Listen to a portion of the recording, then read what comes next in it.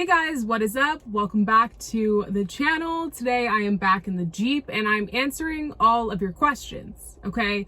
First of all, I want to say thank you so much for 500 subscribers, well 500 new subscribers, and over 20,000 views on that video. I did not expect it to pop off like that, but I am so extremely grateful and so happy to see that you guys like the video. This video is kind of just a follow-up in answering all of those little questions that did come through. At one point, it was overwhelming. I was trying to respond to everybody individually, but it got to the point where I was just like, I don't want to leave anybody out. So here we are sitting down back in the big body, answering all of the questions that I feel like were most asked and things that'll be the most helpful. But before we get into this, do not forget to subscribe, like, and comment. And I want to thank today's video partner. Thank you so much For the Love of Melanin for partnering with me on this video.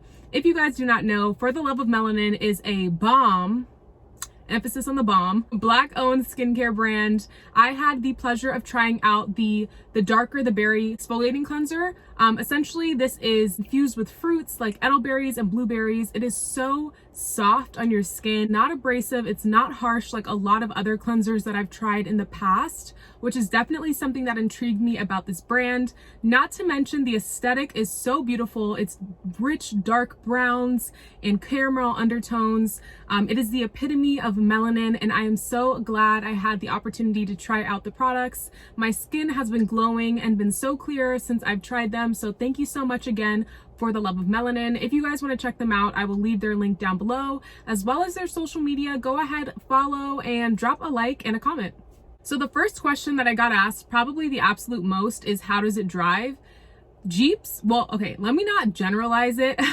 My Jeep drives like a bus, like the public school bus type of thing. Like, you will get thrown around a little bit. It's a little loud in here when I'm on the freeway, but for the most part, I mean, that's how Jeeps drive in general. You guys have to understand that Jeeps are utility vehicles. They're not designed to be like luxurious Mercedes-Benz. They're not here to be like the smoothest ride. I will say one thing. I test drove a non-lifted, just stock Jeep before, and it was a 2018, I want to say it's the Wrangler Altitude Edition. That Jeep drove so smooth. Like, I thought I was in my regular car, which is the Mazda 3, because I didn't feel like I was getting thrown around at all, and I really liked it. The only thing is, personally, I enjoy looking at bigger tires and a bigger lift than how they normally come. But if you're somebody who wants the look and feel of a Jeep without the big massive tires and the cost of a lift, definitely go the stock routes. But as for mine, it does drive like the public bus, but it is not terrible, and it's just something you need to get used to if you do decide to get a Jeep. I would highly recommend renting one for a weekend or even a few days just to get a feel for it, to see if it's something that you would be okay with every single day.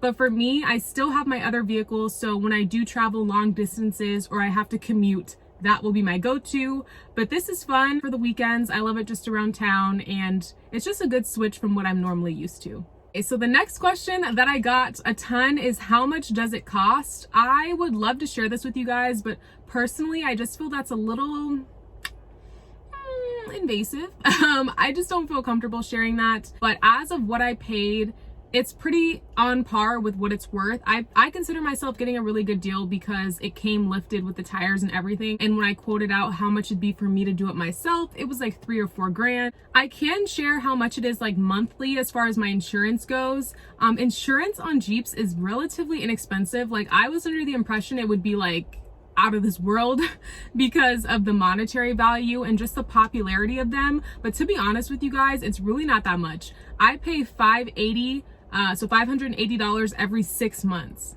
So I think that breaks down to right around like $85, $90 a month. And I'm like, that's really not that bad, because my old car was right about $80 a month. So it wasn't like it was going to be this huge jump. So, you know, I think it's a score. I looked into, I guess just for the sake of things, the Civic. I looked into the Sentra. I looked into the CX-5. I looked into Grand Cherokees. I looked into the GLE 43 AMG Coupe. That was a lot to say, but those cars, I feel like all had higher insurance rates, and I'm confused as to why. I mean, I get the Mercedes-Benz, the AMG SUV. Okay, that one was pretty pricey, so like that made sense. But like the Nissan Sentra was going to be $720 every 6 months to insure. Like, who's out here stealing Sentras? So that was the one thing that I was kind of just like confused about. But if you are in the market to get a Jeep, understand that the insurance probably won't be as high as you expect, even though it may be a newer car than what you currently have. Another question that I got asked a ton is if I plan to off-road the Jeep. I 100% plan to do so. The only problem is it is 96 degrees in California and like 100 in Texas. So those are the two places that I'm always going in between. It's not snowing anytime soon, and because of La Corona, a lot of the trails and park grounds that let you off-road and trail aren't open either.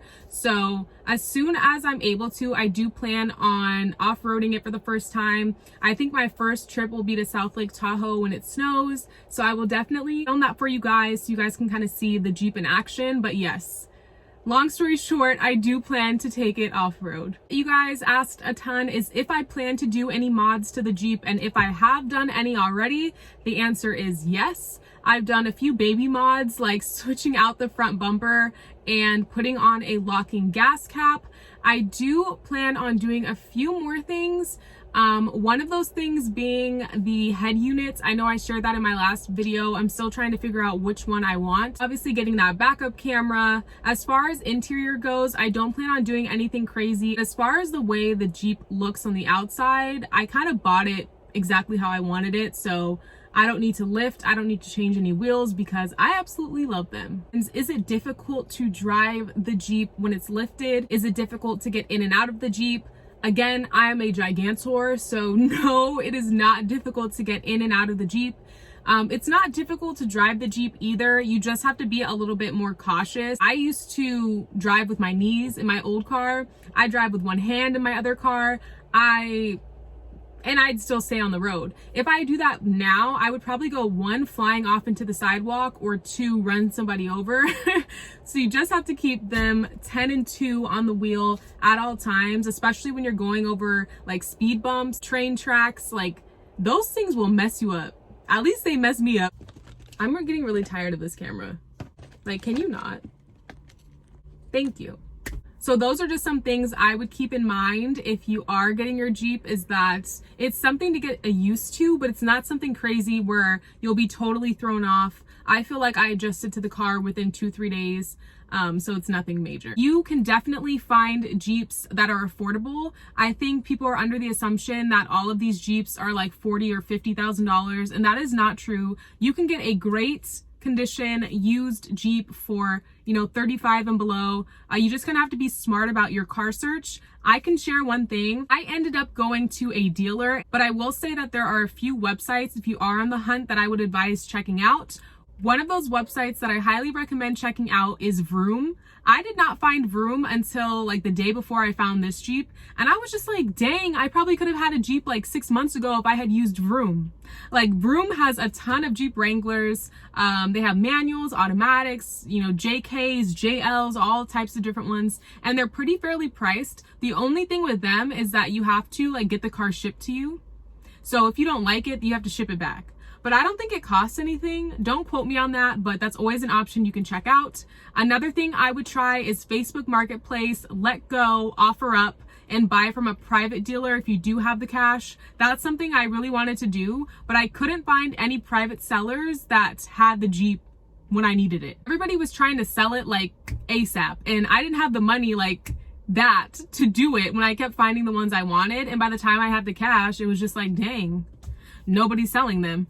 But that kind of wraps it up on my end. Thank you guys so much for watching, and thank you again for the love of melanin for partnering with me. If you guys have not, click that link down in the description box. Take a peek at the skincare line. There is an option for all skin types, whether it is dry, normal, combination, or oily. But with that being said, thank you guys so much for watching my video. Don't forget to subscribe, like, and comment, and I will see you guys in the next one. First touch, get left in the dust, no room to judge. Talking business, so child. Lips, first touch.